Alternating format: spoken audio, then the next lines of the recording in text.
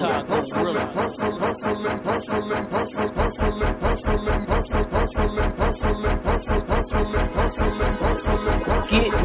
yeah. Every day I'm hustling. Get money, yeah. Every day I'm hustling. Get money, yeah. Every day I'm hustling.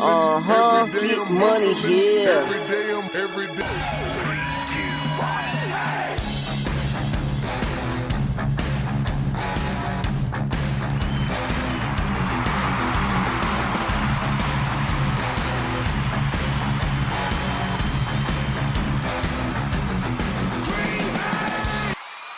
And welcome everybody to another live edition of First and Goal with me, your co-founder and producer, Jay in the UP.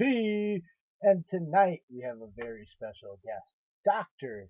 SuperBowl, on tonight to talk Packers history, NFL history, and any other goofy stuff that, he might come up with. If you haven't seen or aren't familiar with his stuff, I think he's a very, very funny individual, and this guy can absolutely remember just about anything, it seems, about the NFL's history, just off the top of his head. He has a YouTube or a little video out there. In 2 minutes, he names all 100 of the NFL's MVPs from start to finish in order. Pretty impressive, without any help. But first of all, before we get to Mr. Dr. SuperBowl, excuse me, gotta get my whistle. We have to get to our news updates. And news updates today are as follows. Josh Jones reports to minicamp, which started yesterday, I believe, and he's not even participating still. He's sitting on the sidelines. Has requested a trade, still not participating. I don't know if that's because he hasn't passed medicals or what. But, he is there, so, I guess maybe he's doing the haha Clinton Dix thing. Matt LaFleur at practice, out and about with his torn Achilles. And the Packers are going to honor Bart Starr by wearing the number 15 on their helmets for the duration of the 2019 regular season. Also out there in the world is Aaron Rodgers making comments about other quarterbacks finally having something to be better than him at, which is, kind of funny because he's not a beer chugger, because Danica Patrick has him on quite the diet. And that pretty much does it here for the news update. So what we're going to do is, because, you guys don't want to listen to my boringness and just me talk alone, we're going to take a short little break and, get Dr. SuperBowl on the phone. So let's go break, folks, and we will be right back.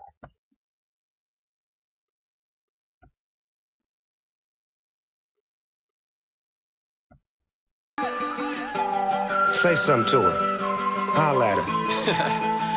I got one question. How'd you fit all that in them jeans? You know what to do with that big fat butt. Wiggle, wiggle, wiggle. Wiggle, wiggle, wiggle. Wiggle, wiggle, wiggle. Just a little bit of patty cake with no hands. Got me in this club making wedding plans. If I take pictures while you do your dance, I can make you famous on Instagram. Hot damn it, woo. Your booty like 2 planets. Woo. Go ahead and go ham sandwich. Woo. Whoa, I can't stand it. 'Cause you know what to do with that big fat butt. Wiggle, wiggle, wiggle. Wiggle, wiggle, wiggle. Wiggle, wiggle, wiggle. Just a little bit of Cadillac, pop that trunk. Let's take a shot, alley-oop that don't. Tired of working at 9 to 5. Well, baby, let me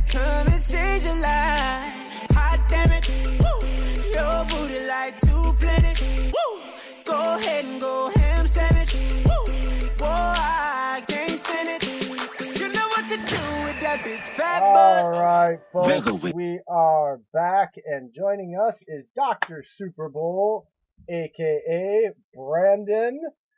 Nice to meet you. Say hello. Well, for all those out there that aren't familiar with you, why don't you give a little bit of, where you came from, how you got to be where you are, and, brag yourself up a little bit.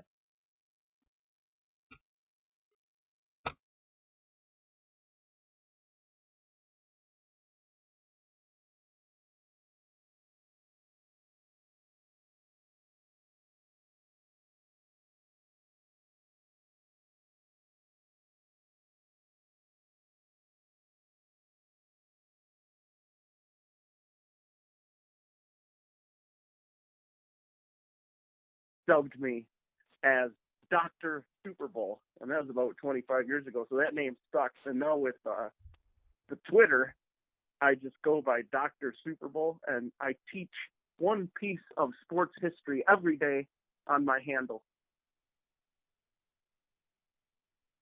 Yeah. So, what was your piece of history today that you dropped on us, for those that might not have caught that? I'm doing 43 World Series in 43 days, and I was on day 42, which was the World Series of 2017. As you remember, if you're a baseball guy at all, it was a tremendous World Series between the Houston Astros and the Los Angeles Dodgers. And Game 2 and Game 5 in particular, two of the best World Series games in the last 25 years. Game 2 was when the Astros came into the ninth down, and they homered off Jansen, and then they took a 2-run lead on back-to-back home runs in the top of the 10th, and then the Dodgers tied it in the bottom of the 10th, and then the Astros homered, I believe it was Springer, in the top of the 11th, and won that game. And then in Game 5, they won 13-12. I don't know if you remember that, but a tremendous, kind of forgotten series, because since then the Dodgers went back and had that 18-inning game against the Red Sox. We're going to talk about that one tomorrow. Wow. Yeah. So you are basically a guy that can just remember anything sports-wise and just put it in the memory bank and just hold it there. And I guess I saw a YouTube video, and it's the one that you got on the as a link on your Twitter page there. And you were telling some stories, and there were some interesting things there and some impressions that I got. Absolutely hilarious about the average day of the life of a guy in Buffalo. That was pretty good there. Thank you. Well, that was my childhood in the suburbs, Just I would just sit out in the yard and kind of see different animals and different things my mother would be doing and stuff, and I just thought I would do impressions of those, because that's what people do in Buffalo. Well, I'm in the UP, Michigan, if you're familiar with the area. Okay. And so we get on average around 480 to 500 and a half inches of snow a year. Average temperature is below zero, and winter lasts about 8 to 10 months. Okay, yeah, so there's all kinds of impressions of frozen people that I could do and would require no sound but video. So I understand what you're going through. My first time in Michigan was in 1988, and I saw the Pistons play the Lakers there, and I was 12 years old. My first time in Michigan. Oh. The bad boy Pistons. So you got the bad boy Pistons. The glory years of the Pistons. Oh, it's great. I love that team. I love Dennis Rodman was my favorite player. Yeah, and so given that now I'm a Packers guy, okay, and so my thought is that everybody always hears about the Lombardi era. Then they start in '92, and we go through that history. What I was wanting from you was maybe some nuggets, if you have any, of those void years where they were the absolute desolation of the NFL, because I think those are some things that might be nuggets that Packer fans don't actually know, and I think you would be the guy maybe to provide those for us. Yeah, absolutely. Sure. Well, I think when you look at the void years, there was one outstanding season in the 70s for the Packers. The 72 Packers were very strong running team and very good on defense. It was like I think it was the only season that they won the division in the 70s, whereas the Vikings won it every other year until 79 when the Buccaneers won it, because the Buccaneers used to be in the old NFC Central when they were expansion team. But back in 72, they had this two-headed monster running back duo that was excellent, and they had a great defense, and they won the division. And in the divisional round, they played the eventual NFC champion Redskins, and there's hardly any footage on this game because, believe me, I've tried to watch it. But I have found some NFL film documentation of this game, and it is a rugged football game. And if you remember anything about that Redskins team, that's the team that had George Allen was the coach, and Billy Kilmer was the quarterback, and they made it all the way to the Super Bowl and lost to the undefeated Dolphins. But in the divisional game against Green Bay, the Redskins won that game 16-3 at the old RFK Stadium, and it's just a beautiful football game to illustrate what football in the 70s was like on the natural grass, because it was just a lot of great hitting and tremendous football. So as you go through the late 70s, and Bart Starr becomes the coach, and I know you're familiar with the great Bart Starr, the legend. Oh, yes. Great Rest in peace, player. Bart Starr.